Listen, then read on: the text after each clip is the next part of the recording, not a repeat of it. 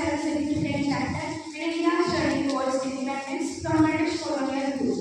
Launched on 8 August 1942, this mass protest played a pivotal role in shaping the course of India's fight for freedom and its eventual attainment in 1947. The movement marked a remarkable turning point in India's struggle, showcasing determination, unity, and sacrifice of Indian people in their pursuit of self-governance.